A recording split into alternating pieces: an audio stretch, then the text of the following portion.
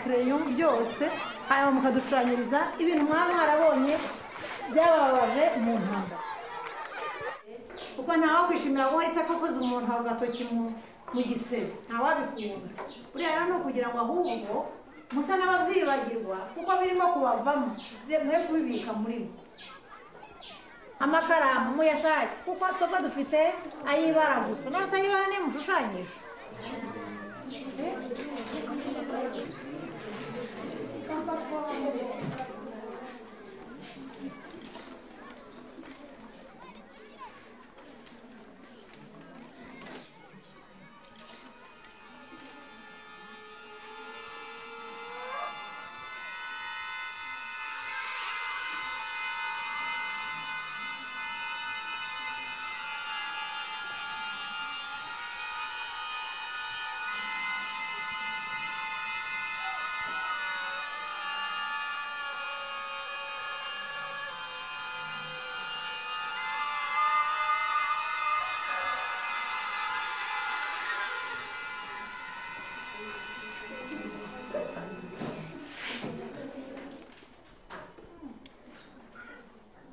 maze njyewe nari ndi kumwe na mama na basaza banjye batatu ahasigaye baraza bica mama babanje twarasohotse tugeze hanze bamutema amaguru n'amaboko ntibyavaho hanyuma njyewe ubwo ngubwo twari turi kumwe njyewe bankutuhira bazi ko napfuye hanyuma ndagenda ntabwo naje kumenya niba yarapfuye cyangwa niba yarabayeho.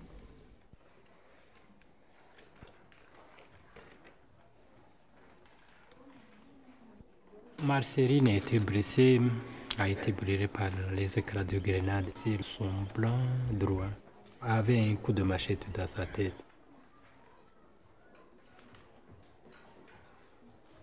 Je lui ai demandé d'où est-ce que tu étais, mais il a commencé par je l'ai laissé comme ça.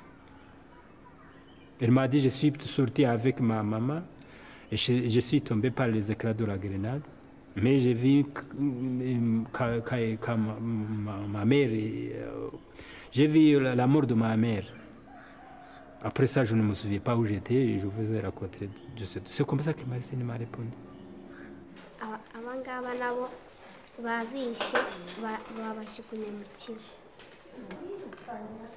Uyu nguyu ni interahamwe arirukankana uyu nguyu aramufashe amuteye icumu mu mutwe amukubise n'inkoni ku kaboko mu ishyamba. Uyu nguyu nawe ni interahamwe uyu yari ari kumwe n'uyu mwana amubonye nawe aramutema amukubita n'inkoni nawe aramwica.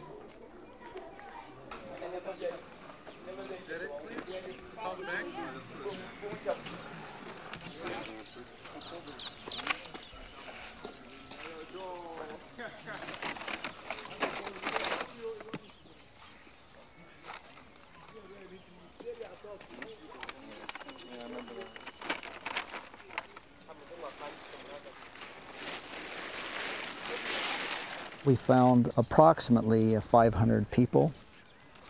The majority is people under 18 years of age.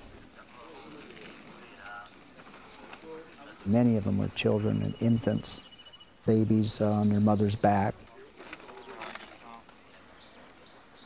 They'd been killed by machete, a heavy knife, something like that.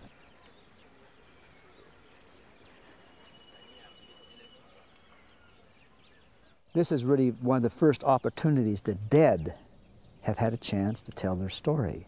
They've been very patient, and we do this work all over the world, and the dead are patient. They'll wait 10 years, 14 years, 20 years. The flesh may disappear, the bones are usually there, and they have a story to tell. They have a story to say, well, this is how old I am, this is my nutritional state, this is the bones I broke, this is the bones that healed, maybe this is the kind of work I do, and this is how I died. And these people down here, this is like an echo chamber. It's an echo chamber that resonates with the testimony of the living witnesses. And these people, these dead people, are telling us the same story that the living witnesses have told us.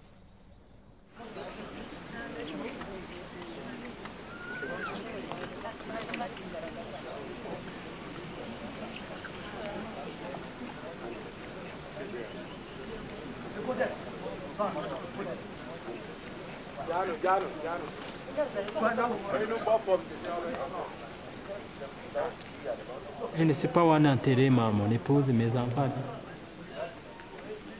Je pensais bien que je pourrais avoir les vêtements, mais je n'ai pas trouvé aucun vêtement de ma famille.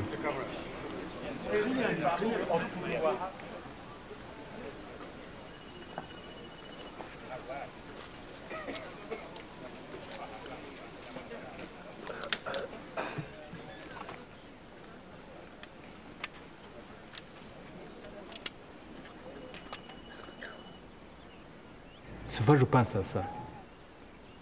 Je peux vraiment être tout à fait triste et perdre le courage. Comme ça, je me retire. Pour que personne ne voit que je suis triste, je m'en vais comme ça, je me retire.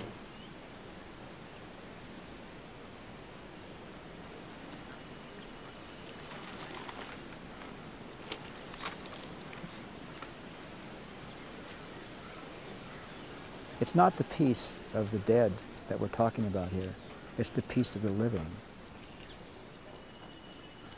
The contribution that these dead can make to the living, make to the tribunal, make to the investigations, resolve questions for the living victims, put their minds at rest as much as possible.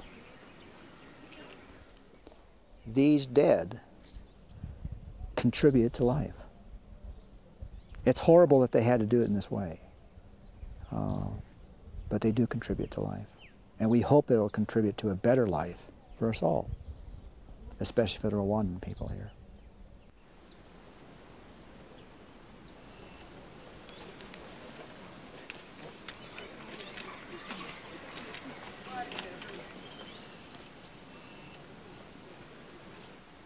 Alors peut-être peu à peu, la réconciliation va se faire, mais pas tout à fait maintenant. Ça va encore prendre du temps. Je ne sais pas combien de temps, mais je n'affirme plus qu'il y a une réconciliation pour le moment. Ça ne se voit pas que les autres ont la haine ou bien ils peuvent tuer les autres, mais en suivant, en pensant à ce qui s'est passé, ce n'est pas encore temps que la réconciliation est ici.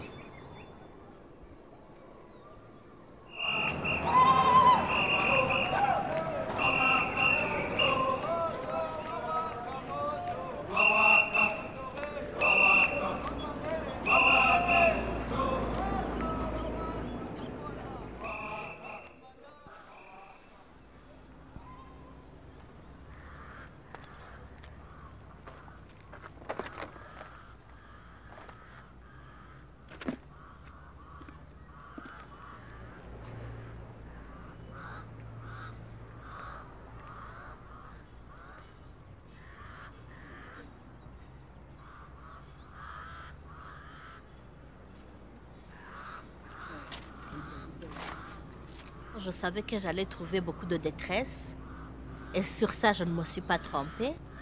Il y a très peu de familles rwandaises qui n'ont pas été touchées par ce qui s'est passé. Tout le monde pleure les siens ici.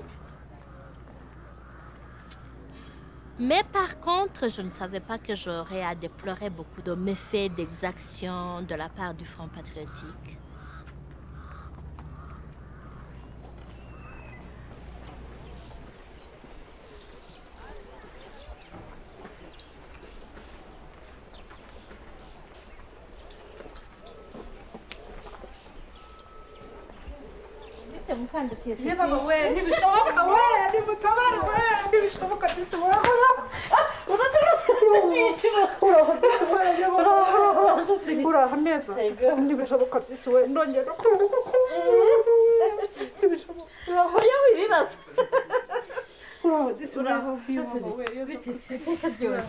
Yambi, Titi, amakuru chuma.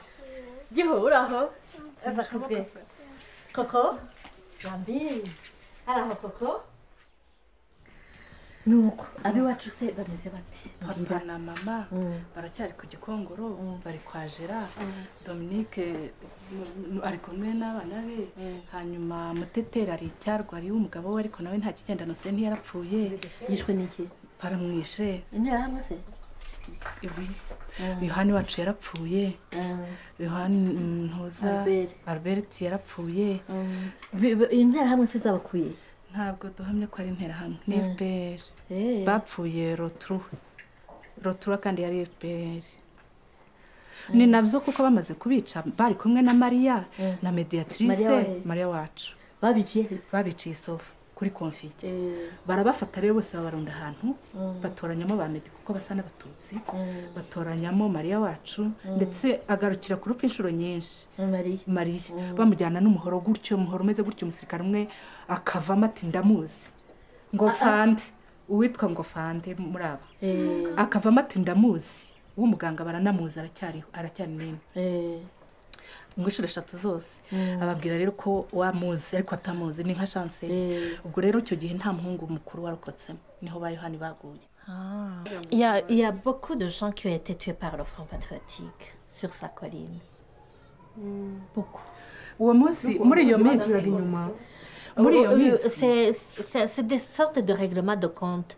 Donc des gens qui ont été pointés du doigt et puis qui ont été tout simplement abattus.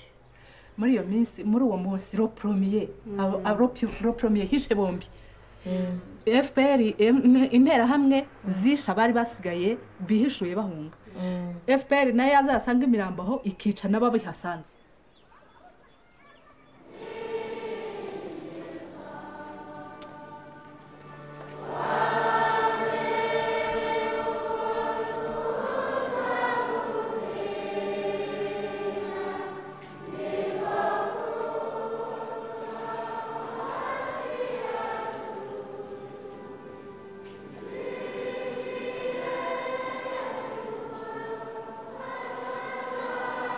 La première fois que nous sommes arrivés, nous avons célébré une messe à la basilique.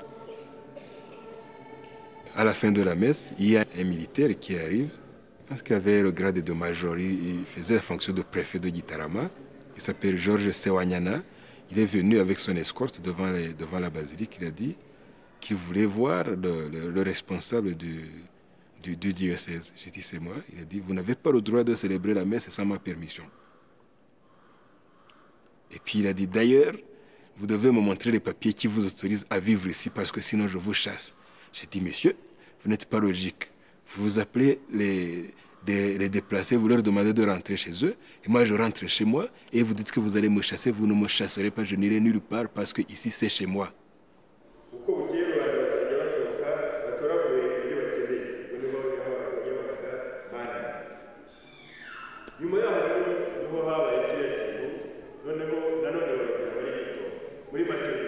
Et puis alors, les gens qui avaient peur. Parce qu'à certains endroits, les militaires du Front patriotique massacraient aussi. Et ils ont même massacré beaucoup de gens, des civils.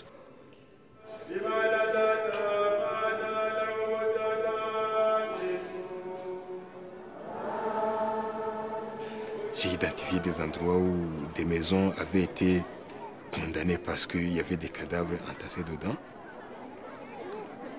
Il y avait des maisons où on pouvait trouver des centaines de cadavres à l'intérieur, que ce soit en Baré, que ce soit à Kianza, que ce soit du côté de Kieza et ailleurs. Je ne voudrais pas que ce chiffre-là soit récupéré pour l'extrapolation comme on a fait dans les jours passés, mais dans ma commune d'origine, j'ai dénombré plus de 200 personnes qui ont été tuées par les éléments de l'armée patriotique.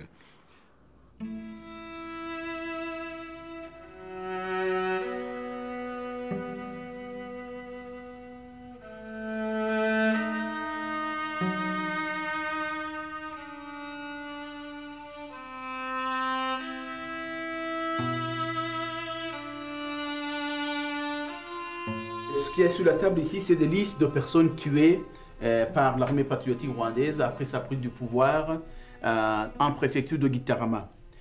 Ces listes ont été compilées par des citoyens parce que c'était une façon pour eux de lancer un cri d'alarme.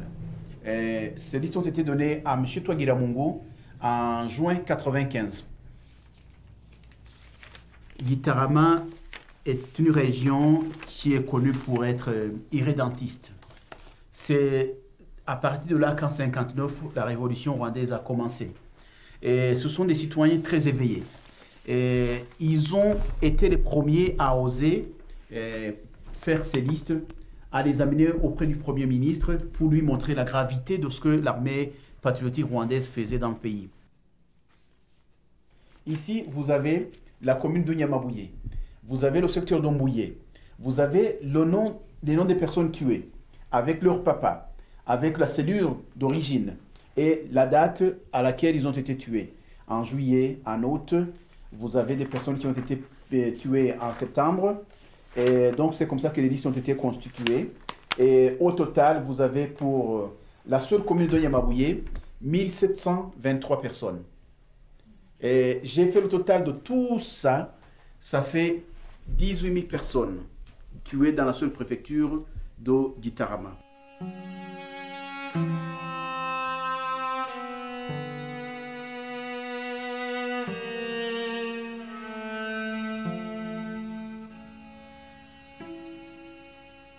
J'ai été membre du FPR depuis avril 1991. Je connais beaucoup de choses à propos des massacres commis par l'armée patriotique rwandaise. Le FPR voulait asseoir sa suprématie. Et pour cela, il fallait absolument éliminer tout ce qui est concurrent potentiel. On a connu surtout, et c'est de cela que je parle maintenant, de ces cas où l'armée va chercher des jeunes gens, généralement à partir de 15 ans jusqu'à des hommes vieux de 55 ans, et qui prennent de nuit et qui ne sont plus revus, et que les familles passent leur temps à chercher dans toutes les prisons du Rwanda et qui ne voient pas. Donc ça, c'était des personnes qui avaient été assassinées par l'armée patriotique rwandaise. Et disons que le pattern général, c'est qu'on s'en prenait d'abord à des jeunes gens et à des messieurs capables encore en âge d'activité, mais aussi et surtout que les leaders, les instituteurs, les moniteurs agricoles, et tout le monde qui pouvait jouer un rôle quelconque au titre d'intellectuel ou bien de leader local était visé de manière tout à fait particulière.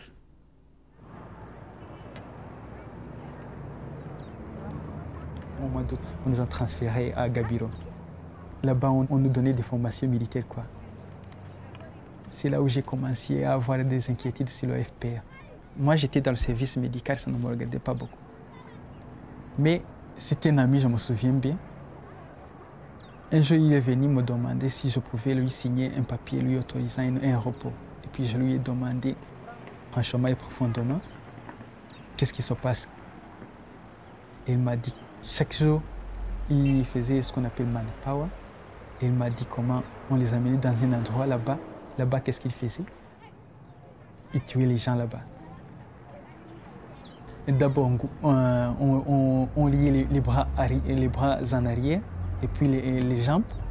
Après, on frappait sur l'os frontal avec un marteau. Les matériaux dire quoi? Si beaucoup de gens. Lui, il a travaillé là-bas pendant 5 jours. Et puis, il m'a dit qu'il a pu dénombrer au moins 6 000 personnes. Et après, on les brûlait avec le pétrole et le bois. Les travaux d'enterrer le centre se faisaient par un caterpillar, des tracteurs quoi. Ils étaient faits par des tracteurs.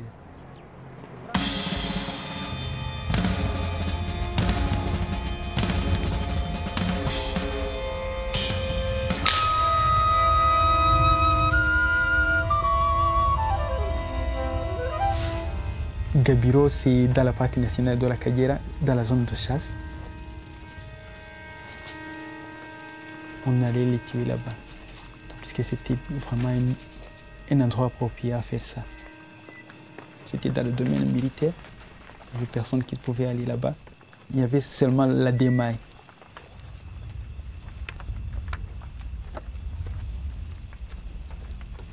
Chaque fois, vers 6 heures comme ça, on voyait le fumer.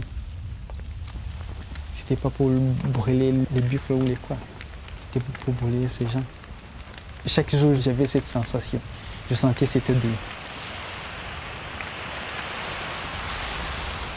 Il n'y avait pas personne qui pouvait protester, d'autant plus que même je connaissais bien de cas, déjà qui ont montré des signes de dépression mentale. On les tuait même et ils étaient tués. Oui, qui ne pouvaient pas résister à ces choses. Ils étaient tués, directement tués. Parce que tu commençais à divaguer, à parler de quoi, de je ne sais quoi, on te tuait. Oui.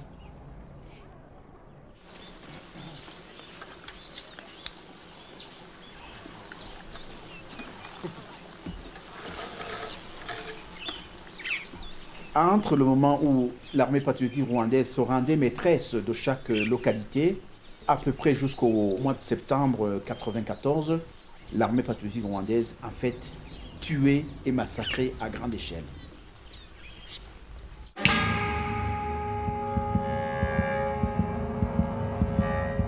En un an, j'ai eu l'occasion d'écrire 700 lettres. Cela représente un minimum de 2 lettres par jour, où je mettais en garde le vice-président, le général Kagame, et le mettais au courant des choses que l'armée avait faites. Je disais au général Kagame que si on ne fait pas attention, les gens ne feraient plus la différence entre le régime que nous avions chassé du pouvoir et nous-mêmes, parce que notre armée commençait à faire la même chose.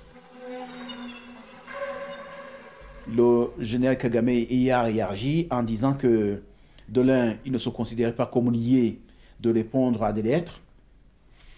Et de deux, il disait qu'il prenait acte du fait que je l'accusais d'avoir été incompétent dans la gestion du ministère qui lui avait été confié.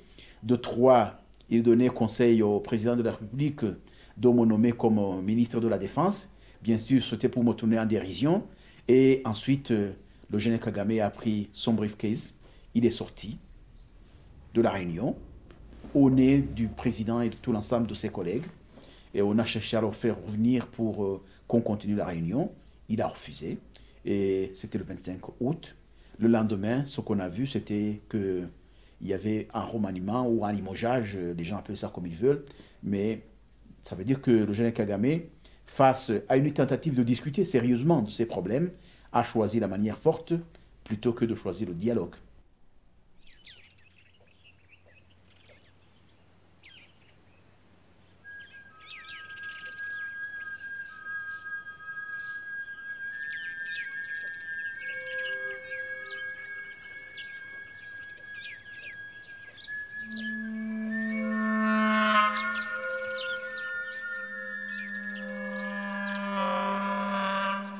Quand nous avons commencé à dialoguer avec la population, nous avons vu qu'il y avait beaucoup d'orphelins, beaucoup de veuves, beaucoup de maisons détruites.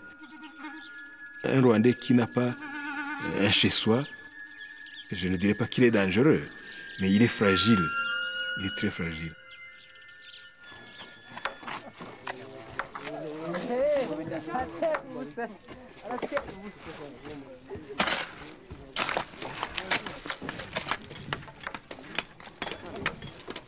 Et ce qui a été adopté comme, disons, méthode de travail, c'est de faire en sorte que les Hutus et les Tutsis se rencontrent sur un chantier, sur une maison à construire, sur des briques à fabriquer, qui se rencontrent. Au début, ils étaient vraiment bloqués, ils ne se parlaient pas, la communication ne passait pas, ils se regardaient comme ça, comme des chiens de faïence et tout ça. Mais en travaillant ensemble, ils se fatiguaient ensemble, ils étaient fatigués ensemble. Et à midi, ils devaient aller se reposer. Et à midi, quand on se repose, il n'est pas exclu qu'on prenne une bouteille d'une bière locale, d'Urguagua. Et alors, petit à petit, on commençait à parler. Et quand je résume ça, je dis qu'au fur et à mesure que les murs s'élevaient, il y avait aussi une ouverture d'esprit, de telle sorte que vers la fin, nous avons constaté qu'il y avait même des Hutus et des Tutsis qui partageaient une même bouteille de bière locale. Ce qui est merveilleux.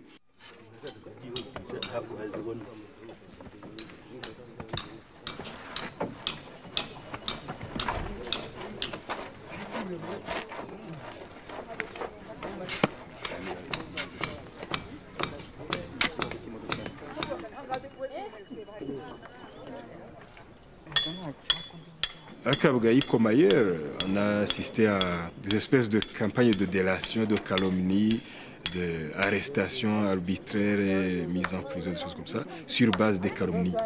Mais là où nous avons commencé ces opérations, nous avons constaté qu'il y a moins de cas de délation, de mensonges, de tentatives de faire emprisonner l'autre pour avoir ses biens, pour avoir ses maisons et tout ça.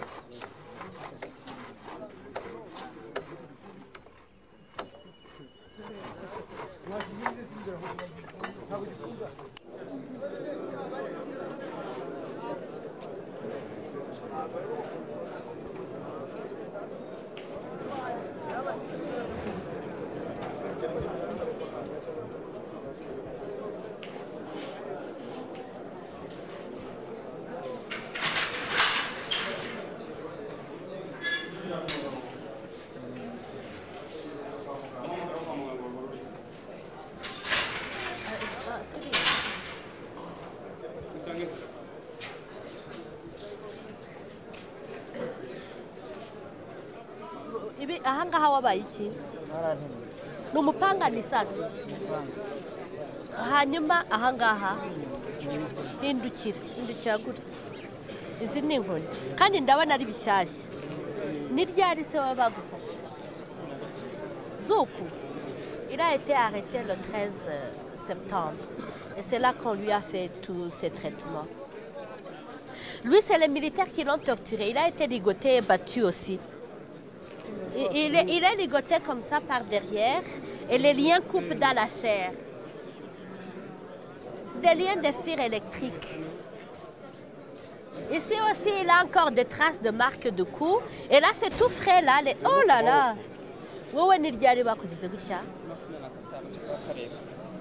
Le 27 juillet, le 25 juillet cette année, c'est pas encore guéri. Comme il dit, et ils n'ont pas guéri très vite parce qu'après les avoir ligotés et coupés avec des liens comme ça, ils les ont jetés dans les trous. Ils sont restés dans les trous pendant une semaine. Alors les plaies se sont infectées. Et si vous voyez que le bras est complètement paralysé, le muscle a dû vraiment être meurtri.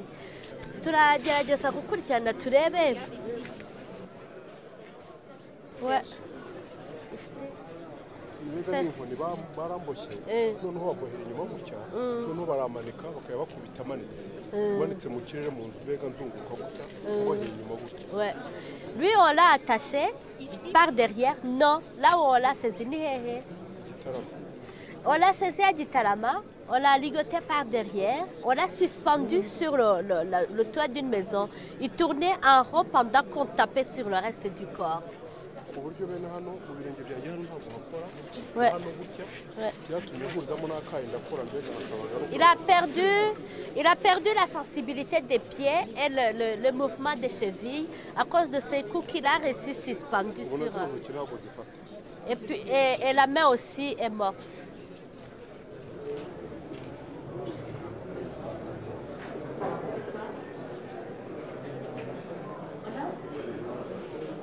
Je me sens un peu trahie. Parce que je découvrais de grosses exactions faites par des gens en lesquels j'ai longtemps cru. Mais il y a beaucoup de dérapages, beaucoup de règlements de compte, beaucoup de cupidité. Il n'y a pas de place pour les Hutus modérés dans ce pays. Tous les Hutus se sentent comptés avec ceux qui ont tué.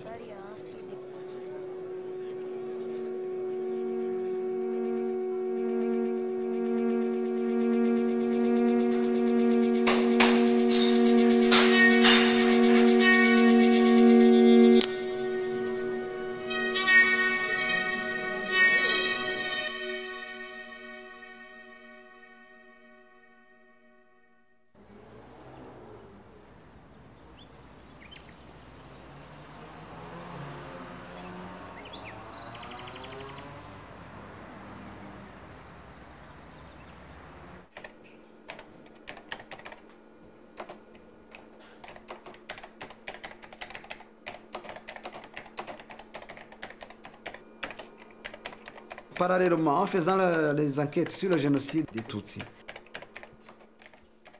j'ai reçu des milliers de témoignages sur le massacre du FPR. Le FPR est arrivé très rapidement, ils sont arrivés le 19, alors que le génocide chez nous avait commencé le 11, dans la soirée du 11 avril. Le 19, à 13h, le FPR est arrivé à Ouamagana.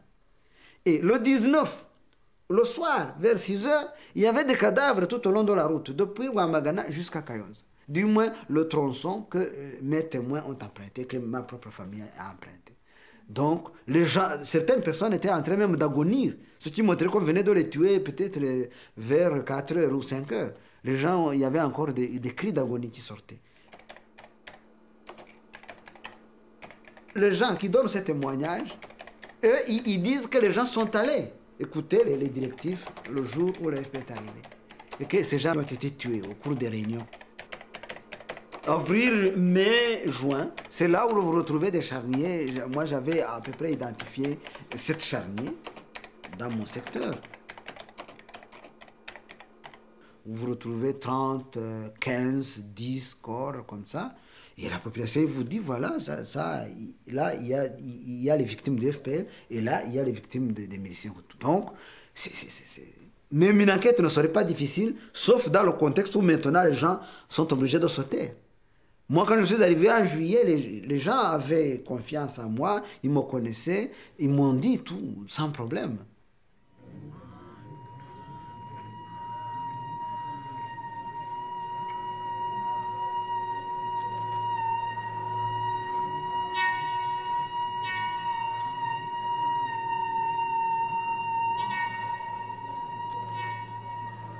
J'ai commencé à être menacé par les agents de l'enseignement militaire de la DEMAI. C'est que je m'intéressais au sort des personnes portées disparues. On avait enlevé des milliers de gens qu'on disait qu'ils sont détenus quelque part. J'ai circulé. Je suis allé dans les prisons, je me suis informé auprès des responsables militaires pour des prisons officielles et des prisons officieuses, mais on n'a pas trouvé.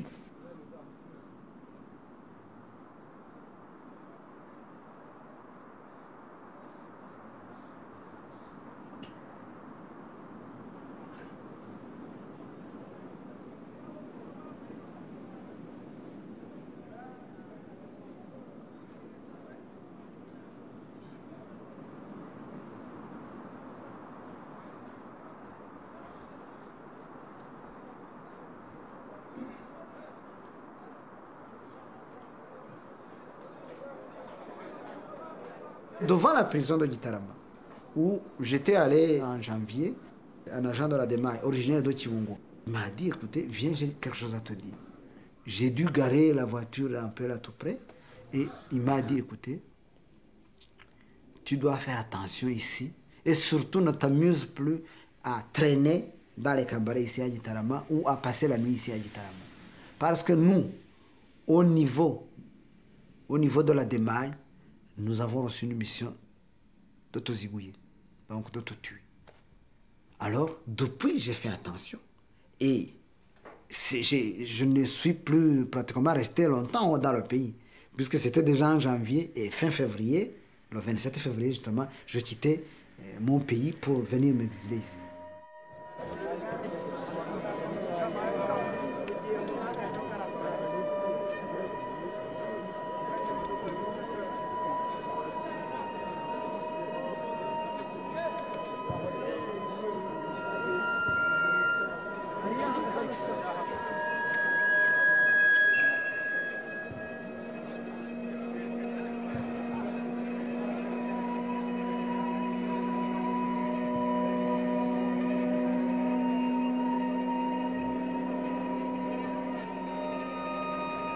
Au cours du premier semestre de l'année 95, à un certain moment, on avait autour de 165 morts par mois. Je suis moi-même entré pour visiter cette prison, voir comment la situation se présentait. Il y avait 3 couches. Il y avait des gens qui étaient couchés et qui étaient morts. Il y avait des gens accroupis qui étaient en train de mourir. Il y avait d'autres qui se tenaient debout et dont les tibias étaient en train de fondre, comme qui dirait une bougie allumée qui est en train de fondre. Ces gens étaient entassés, ils étaient 5 au mètre carré. Ils étaient là, debout, et sans pouvoir pratiquement bouger. Les besoins naturels, ils les faisaient là-bas et ils étaient obligés de se tenir debout pratiquement dans leurs excréments, ce qui occasionnait la pourriture des pieds. C'est des situations insupportables.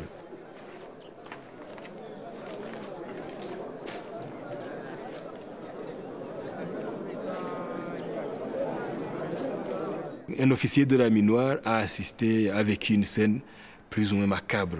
Il y a un prisonnier qui a arraché son gros orteil et lui a lancé ça à la figure. Il venait de dire, nous sommes venus voir dans quel état vous êtes. Et le prisonnier a pris son gros orteil, il lui a lancé ça à la figure. Il a vu.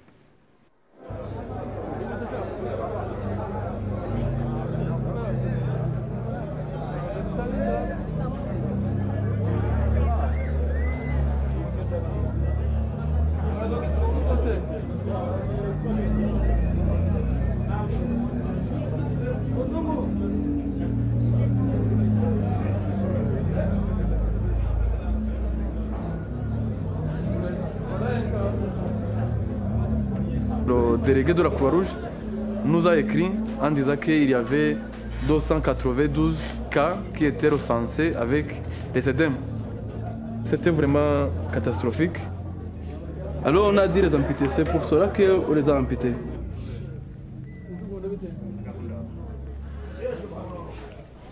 Voilà, celui-ci il était amputé ici. On l'avait amputé à l'hôpital de Kabgayi.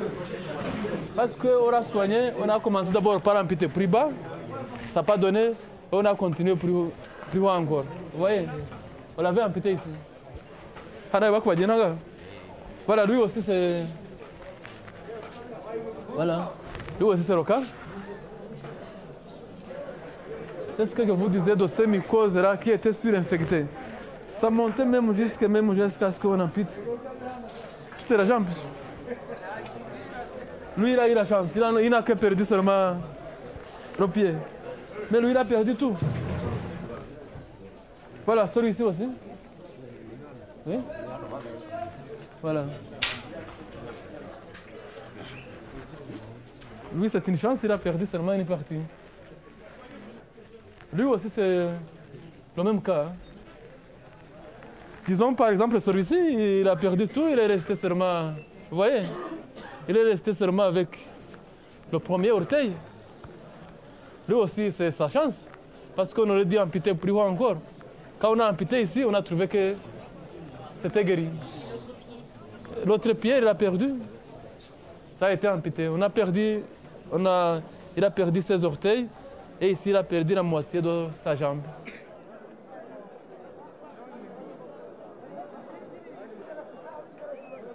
Alors moi, j'ai dit, écoutez, si on n'agit pas, cette prison va devenir un mouroir total. Tous ces gens qui sont dedans, ils vont mourir. J'ai pris une décision qui pourra peut-être se retourner contre moi, mais moi, je ne regretterai jamais d'avoir fait ça. Il dit, il faut absolument faire en sorte que les conditions de détention soient améliorées.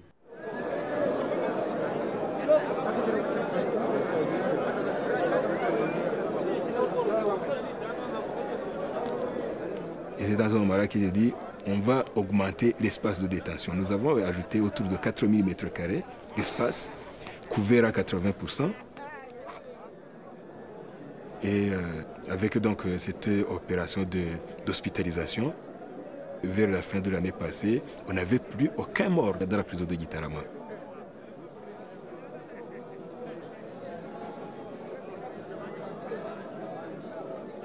Bien sûr, ils sont prisonniers. Et parmi eux, il y a des tueurs. Là, il ne faut pas les innocenter. Mais il ne nous appartient pas de condamner à mort. Il ne nous appartient pas de déterminer les moyens de mise à mort des prisonniers qui n'ont d'ailleurs pas encore été jugés.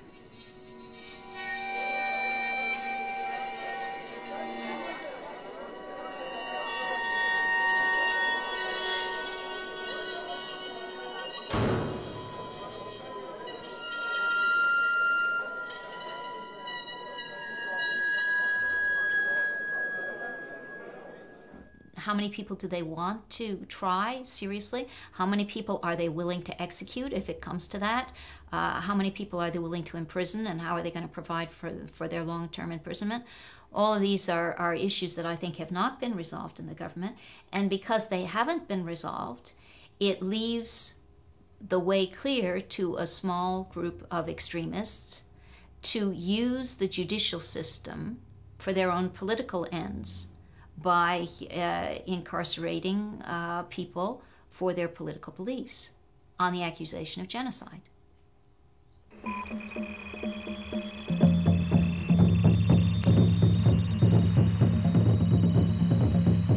Radio Amahoro, radio iharanira ubwumvikane n'imibereho myiza y'Abanyarwanda. Imyaka igiye gushira ari 2 ingabo za FPR zifashe ubutegetsi ku ngufu mu Rwanda. Hagati aho Minisitiri w'Ubutabera yashyizeho ba procureur by'agateganyo. Bamwe muri bo batangira gutotezwa nk'uwa Butare na Kibuye. Uw'Ikibungo we yakoreraga mu biro bigoswe n'abasirikare ku buryo akorera ku bwoba. I Butare abasirikare bahise bafunga subtiti wa mbere niyo mugabo Enoki wari woherejwe kujya kuyobora iyo pariki. Abaziyenzacyaha bashinjacyaha cyangwa abacamanza bafunzwe barengana bazira ubwoko bwabo ku buryo bisa nk'ibigaragara ko barengana ilisite ni ndende. Le FPR lui-même a peur de la justice parce qu'ils ont commis des crimes et parce qu'ils continuent de commettre des crimes. Et quand quelqu'un sent qu'il n'est pas tranquille, eh bien il essaie de monter une justice fantoche, une justice qu'il va pouvoir manipuler. Dore nk'uba perezida hafi ya bose b'inkiko za mbere ziremezo baherutse gushyirwaho batoranijwe mu bwoko bw'abatutsi. Icyangugu substitut wa mbere nubwo yagerageje kwihanga. Alors, qu'est-ce qui se passe aujourd'hui? Vous avez le gouvernement officiel qui essaie de fonctionner comme dans n'importe quel pays pour essayer de reconstruire notamment le système judiciaire. Mais vous retrouvez en coulisses un pouvoir occulte, une sorte de gouvernement invisible, un gouvernement parallèle en quelque sorte, qui monopolise tout, qui bloque tout, qui paralyse tout. Bimaze kugaragara ko ubutegetsi bushya butifuza gukorana na benshi mu bacamanza b'abahutu bahozeho muri Repubulika ya Kabiri. Kuba umucamanza w'umuhutu muri iki gihe ugashaka gukomeza gukora akazi kawe bisa no kwiyahura.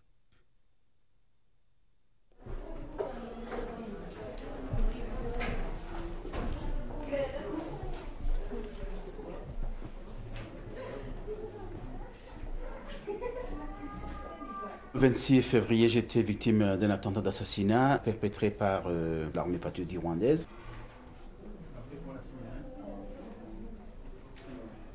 Pour moi, c'est vraiment un traumatisme terrible de savoir que mon neveu qui était avec moi par hasard soit plus blessé que moi. Pour moi, c'était un poids moral incroyable.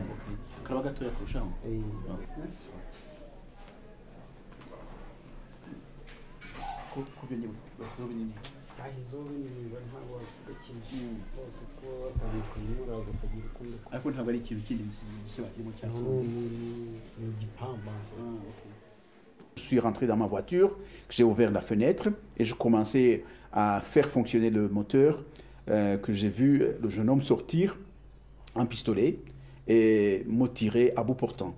Mais heureusement, comme il y a cette seconde-là entre le moment où je l'ai vu retirer son pistolet de son pantalon et le réflexe que j'ai eu qui a consisté à me mettre comme ça, et la balle qui était destinée à ma tête n'a finalement touché que mon épaule ici. J'ai entendu la voix de mon oncle Seth en disant « Ah, je meurs !» Juste il est tombé sur mon côté là. Il était à droite en fait. Moi j'étais à gauche. Il est tombé sur moi. Mais je n'ai pas entendu le bruit. Je n'ai pas entendu le bruit, mais on avait déjà tiré sur, en fait, sur lui. C'est là que la police est venue et l'a arrêté. Il a dit qu'il était secrétaire du conseil de l'ambassade du Rwanda à Nairobi. Son personnage qui se trouvait sur le lieu de l'attentat avec une arme à feu et avec un silencieux et une arme qui venait d'être utilisée d'après la police parce qu'elle était encore chaude, était bel et bien un diplomate rwandais.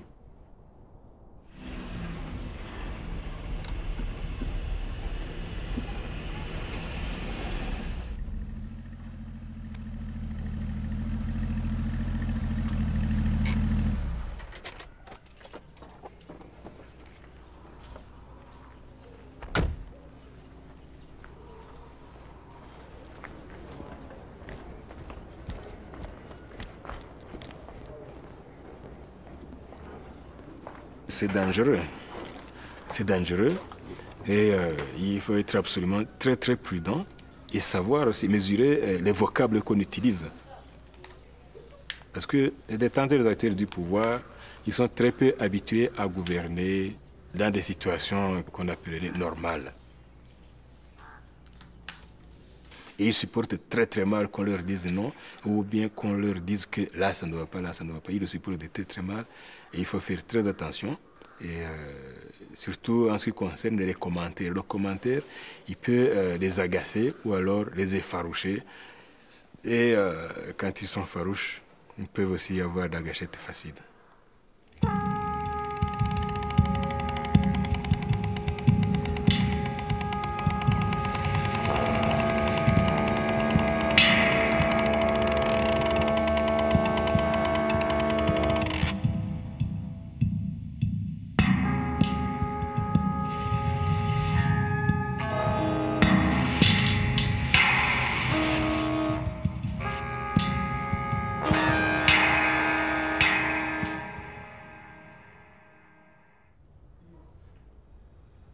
La campagne de calomnie, je pense qu'elle est en liaison avec mes activités dans le cadre des droits de l'homme et aussi comme journaliste qui dit des choses qui ne plaisent pas nécessairement au système en place.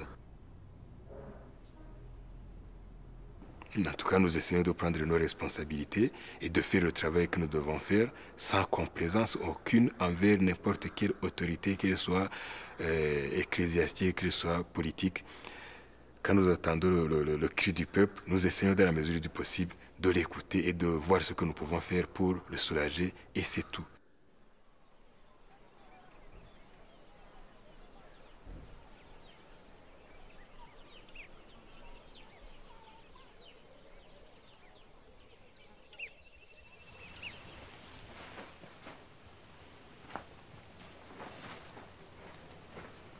Le 27 juillet 1995, placé de colonie qui venait d'être libéré de prison, a été assassiné chez lui. Quelques jours plus tard, le 1er août, un certain Oreste Habenshuti, qui était sous-préfet du Kongoro, a été assassiné. Le même jour, le 1er août 1995, l'abbé Pion Hahobari a été assassiné. Il était curé de Kamoni, il a été assassiné par balle. J'ai retrouvé son cadavre dans la bananerie où on l'avait assassiné. En fait, il était exactement couché ici. Vous voyez, si vous regardez bien là, il y a cette trace-là. C'est en fait du sang. Oui. Parce que donc, la tête était ici et il arrivait jusque là. Et quand je l'ai trouvé, il a été en position couchée, mais... Donc, en fait, c'est celui-là. En fait, on a posé le canon au-dessus dans la tête. Quoi. Ça se voyait parce que les cheveux étaient brûlés et ça sentait la poudre.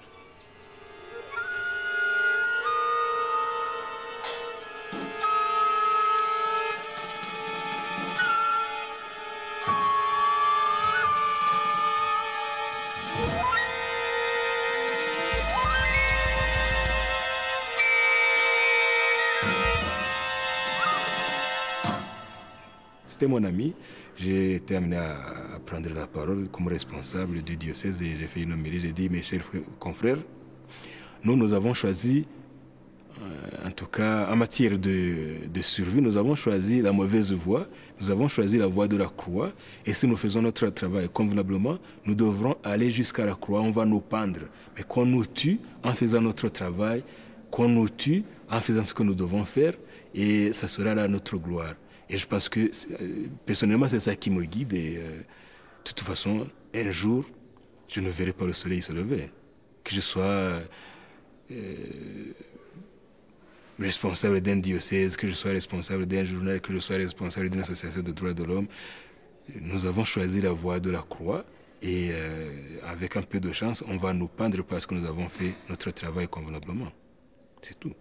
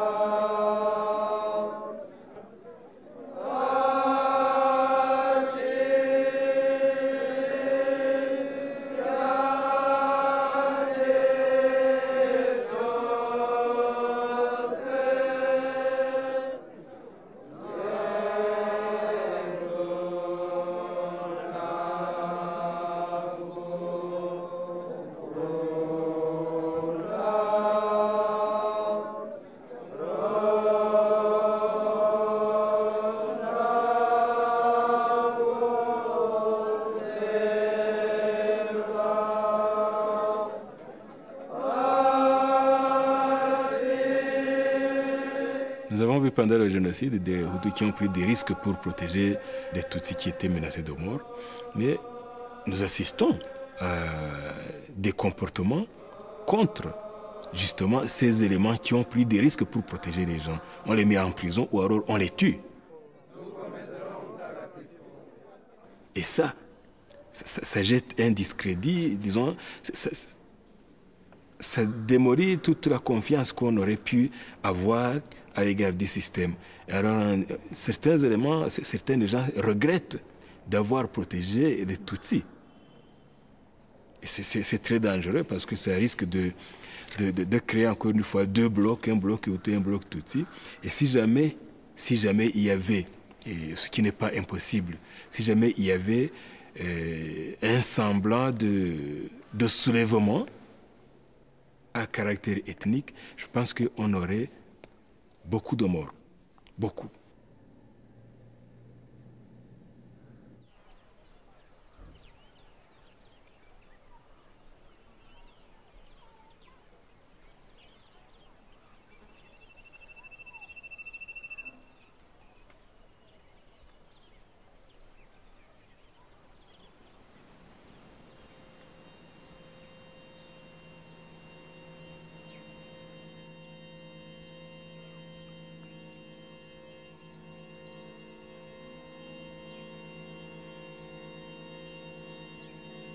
Il y a tous ceux qui n'y croyaient pas, ou seulement de temps en temps. Il y a nous qui regardons sincèrement ces ruines, comme si le vieux monstre était mort sous les décombres, et qui feignons de reprendre espoir devant cette image qui s'éloigne. Nous qui feignons de croire que tout cela est d'un seul temps et d'un seul pays, et qui ne pensons pas regarder autour de nous, et qui n'entendons pas qu'on crie sans fin. Jean Quérol, survivant du génocide nazi.